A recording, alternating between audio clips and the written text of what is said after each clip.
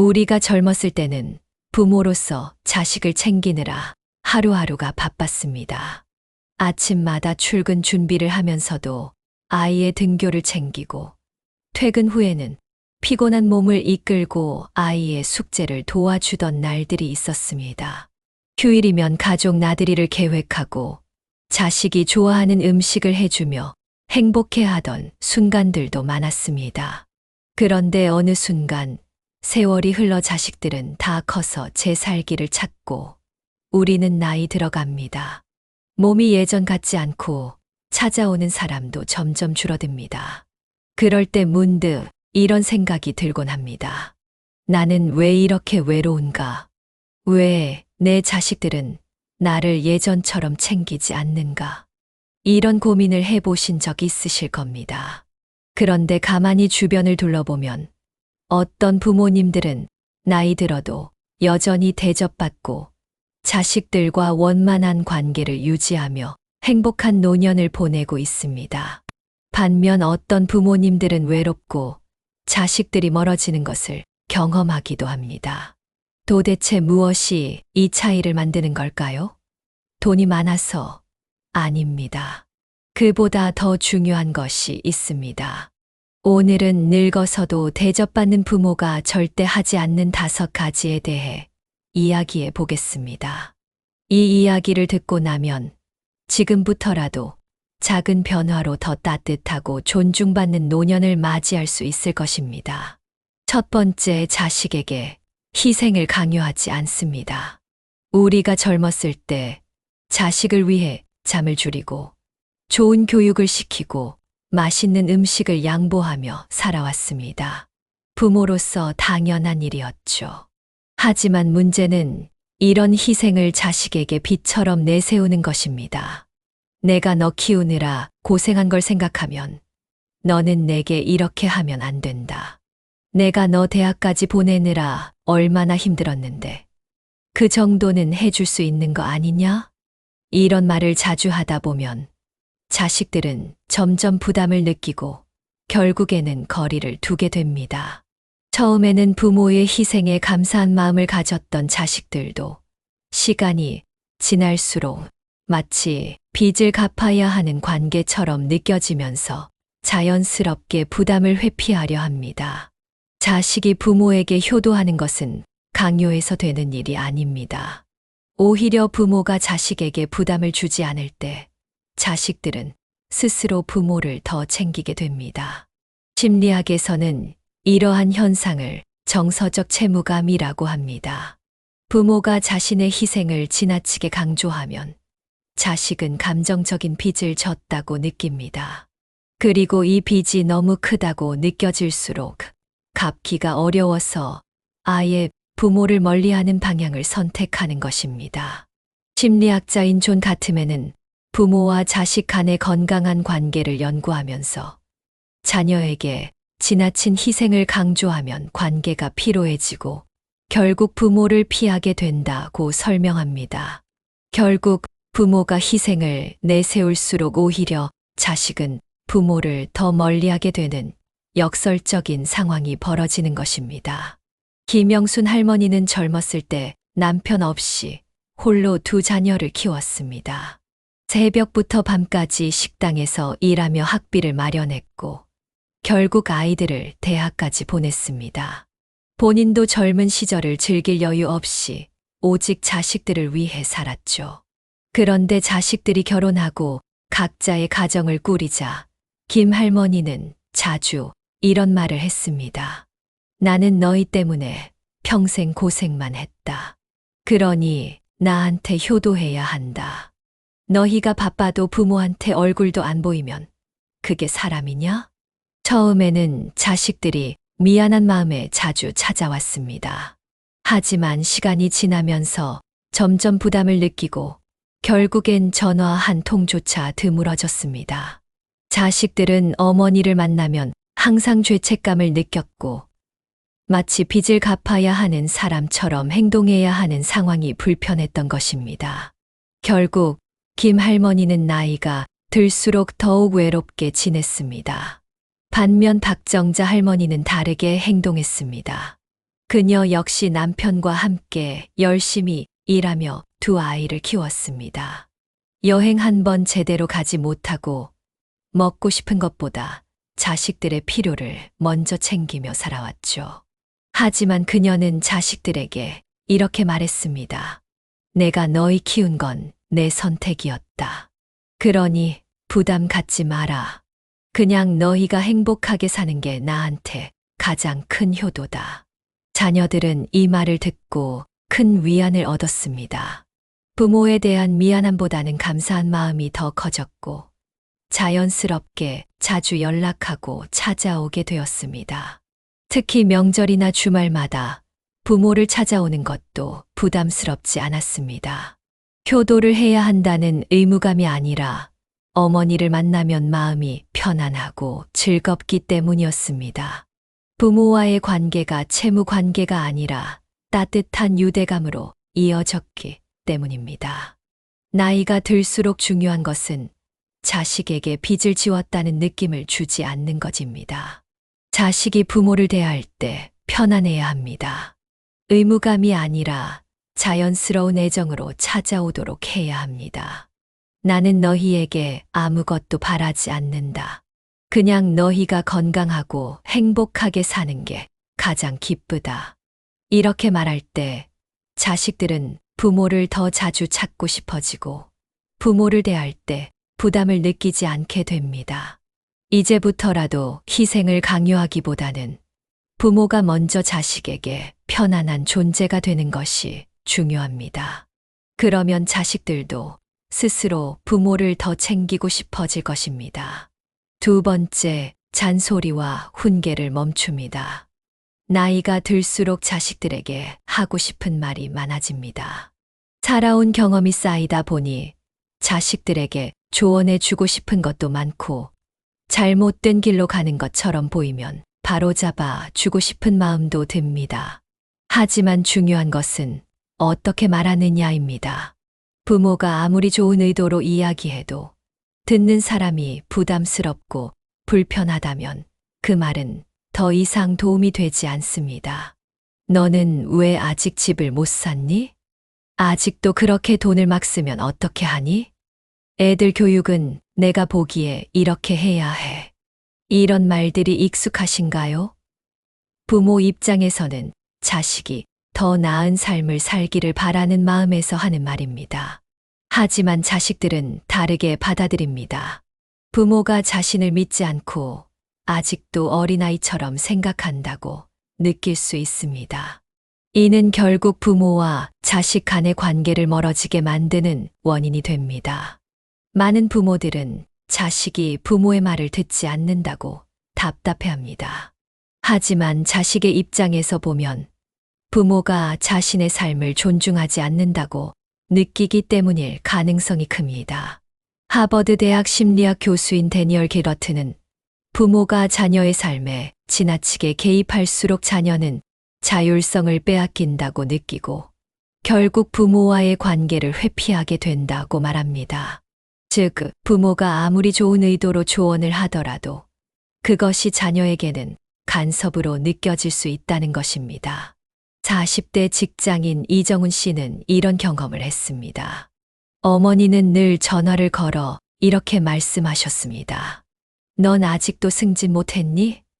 내 친구는 벌써 이사도 하고 잘 살던데. 처음에는 참고 들었지만 점점 전화를 받는 것이 스트레스가 되었습니다. 부모님과 대화하면 기분이 좋아져야 하는데 매번 비교당하고 꾸중을 듣는 기분이었기 때문입니다. 결국 그는 어머니의 전화를 피하게 되었고 점점 대화가 줄어들었습니다. 반면 최영숙 할머니는 다른 방법을 선택했습니다. 그녀는 아들에게 이렇게 말했습니다. 너 요즘 많이 바쁘지? 그래도 건강 챙겨야 한다. 내가 하는 일이니 나는 믿는다. 이 말을 들은 아들은 오히려 어머니에게 더 많은 이야기를 털어놓게 되었습니다. 잔소리 대신 믿음과 격려를 받으니 부모와의 대화가 부담스럽지 않았기 때문입니다. 결국 부모가 자식의 삶을 존중해 줄 때 자식도 부모에게 더 가까이 다가오게 됩니다.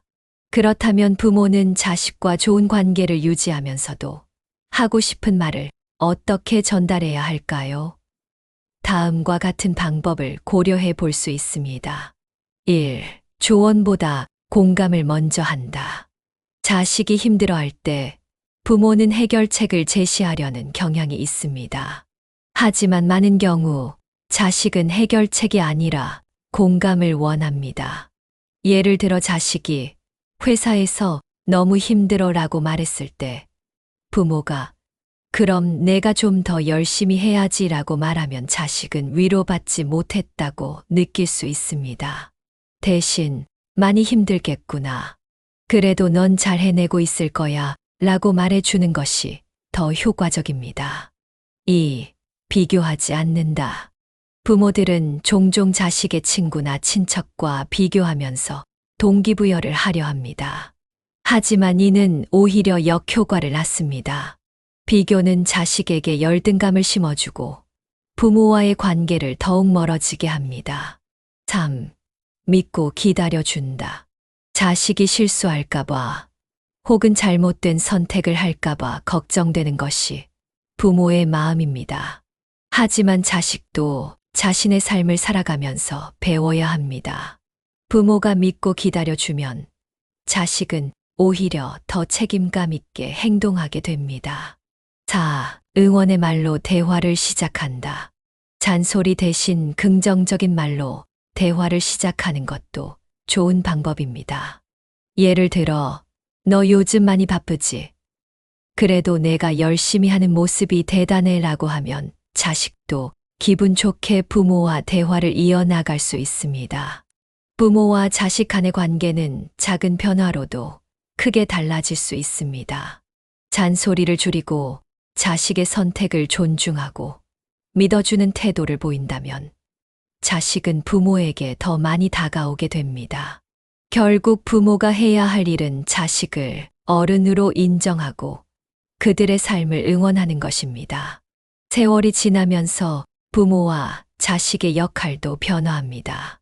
이제는 자식을 키우는 부모가 아니라 그들의 삶을 지켜보며 응원해주는 든든한 버팀목이 되는 것이 더 중요한 시기입니다. 그러기 위해서는 잔소리보다 믿음을 선택해야 합니다. 부모의 믿음이 자식에게 힘이 되고 그 힘이 다시 부모와 자식 사이의 관계를 돈독하게 만들어 줄 것입니다. 세 번째, 자식의 인생을 통제하려 하지 않습니다. 부모로서 자식이 잘 되길 바라는 마음은 너무나도 당연합니다.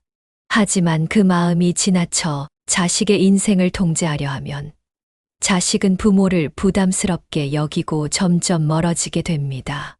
특히 부모가 인생의 중요한 결정마다 지나치게 개입하면 자식은 부모와의 대화를 피하게 되고 결국 부모와 자식 사이에 보이지 않는 벽이 생깁니다.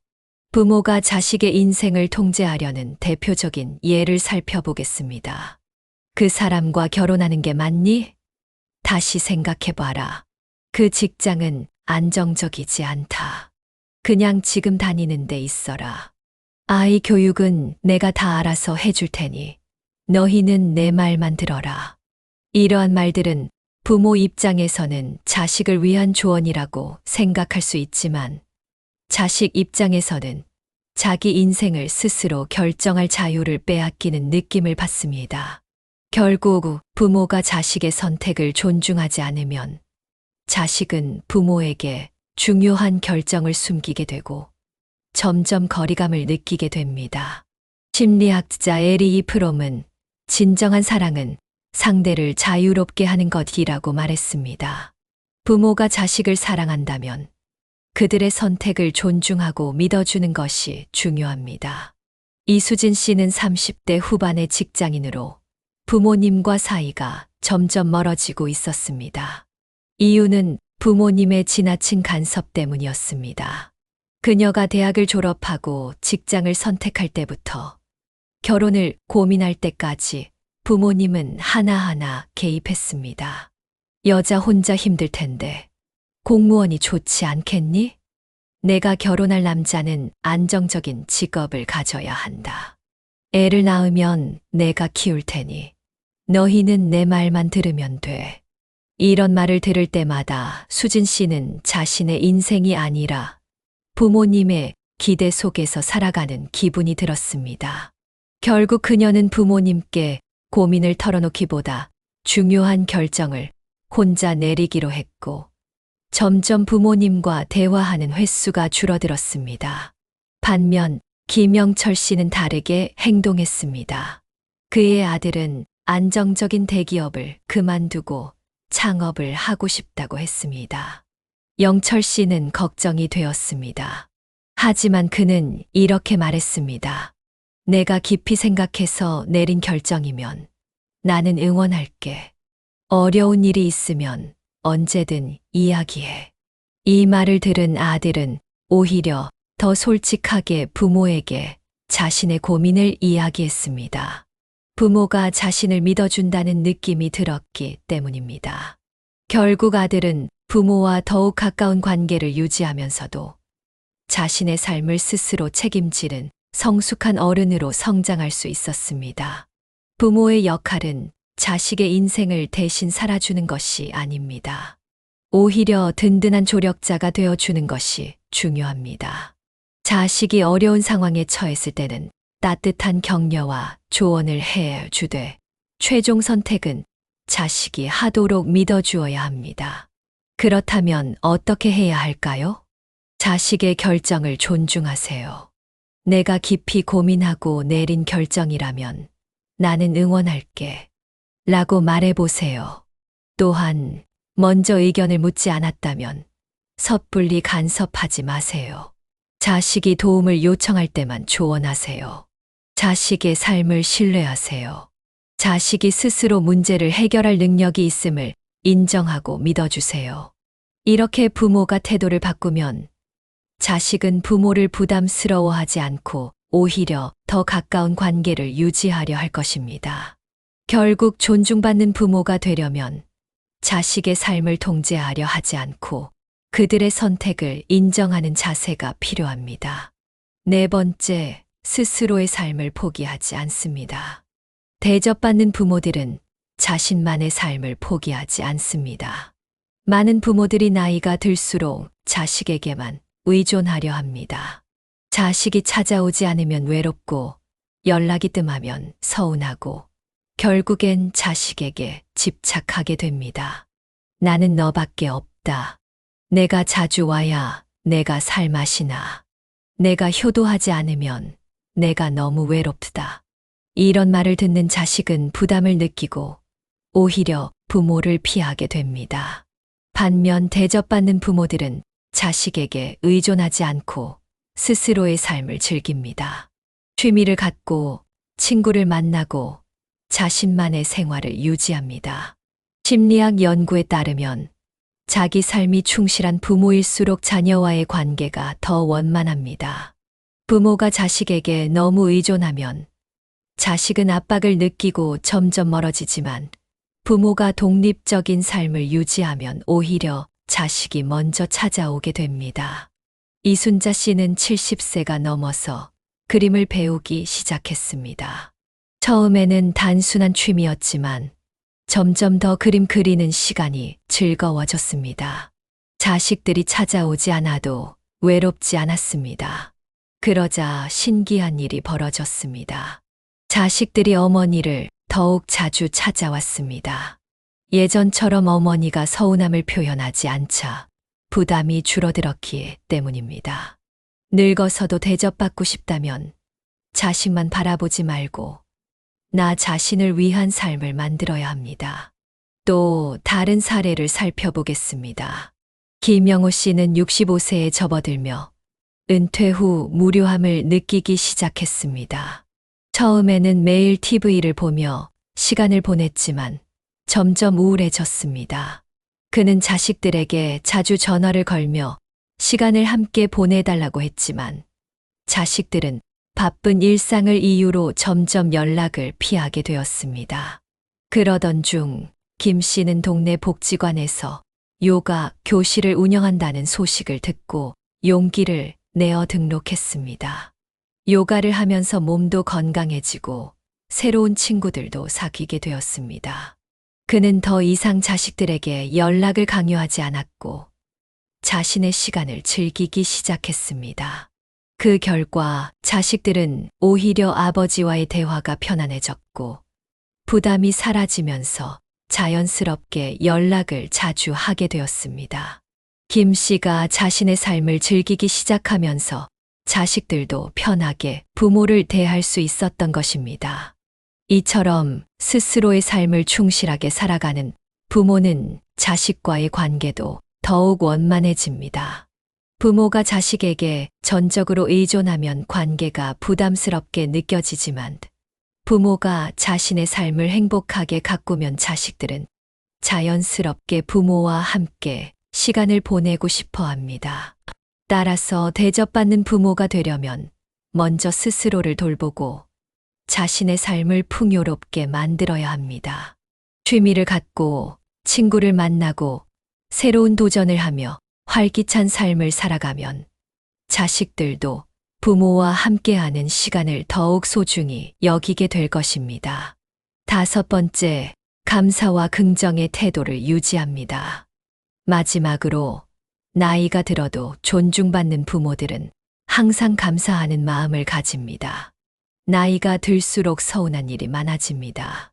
자식들이 예전처럼 자주 찾아오지 않고 대화도 줄어들고 때로는 부모를 뒷전으로 여기는 것 같을 때도 있습니다. 이럴 때 어떤 부모들은 불평을 합니다. 옛날에는 날 그렇게 좋아하더니 이제는 나를 무시하는구나. 내가 늙었다고 다들 나를 하찮게 여기는 것 같아. 이런 말을 자주 하는 부모에게서 자식들은 점점 멀어집니다. 부정적인 감정이 많을수록 주변 사람들이 가까이 하기 어려워지기 때문입니다. 반면 대접받는 부모들은 작은 것에도 감사할 줄 압니다. 우리 애들이 바빠도 이렇게 전화해 주니 고맙다. 손주들이 오지 않아도 내가 건강하니 감사한 일이다. 이런 태도를 가진 부모들은 자식들이 오히려 더 자주 찾게 됩니다. 긍정적인 부모와의 대화는 즐겁기 때문입니다. 심리학자 마틴 셀리그만은 긍정적인 정서를 가진 사람들은 주변 사람들에게 좋은 영향을 미치고 결국 더 많은 사랑과 관심을 받는다고 말했습니다. 김정화 씨는 자식들이 바빠서 자주 오지 않아도 불평하지 않았습니다. 대신 바빠도 건강하게 잘 지내니 다행이다라고 말하며 항상 긍정적인 태도를 유지했습니다. 그러자 시간이 지나면서 자식들이 먼저 어머니를 찾아왔습니다. 함께 있는 시간이 편안했기 때문입니다. 또한 연구에 따르면 감사하는 태도를 가진 사람들은 더 행복감을 느끼며 사회적 관계도 원만하게 유지하는 경향이 있습니다. 부모가 늘 불만을 가지면 자식은 부모와의 대화를 부담스러워하지만 감사하고 긍정적인 태도를 가지면 대화가 자연스럽고 따뜻해집니다. 감사는 작은 것에서도 시작할 수 있습니다. 아침에 눈을 떴을 때 맑은 하늘을 보고 기뻐할 수도 있고 따뜻한 차 한 잔을 마시며 하루를 즐길 수도 있습니다. 이런 태도를 가진 부모들은 주변에 좋은 기운을 주고 결국 자식들도 부모와의 시간을 더욱 소중하게 생각하게 됩니다. 결국 나이가 들어도 존중받는 부모는 불평보다 감사를 선택하는 사람들입니다.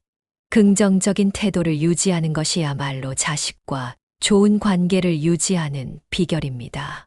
오늘 말씀드린 이 5가지를 실천하면 자식과의 관계가 더 돈독해지고 주변에서도 존중받는 부모가 될 수 있습니다.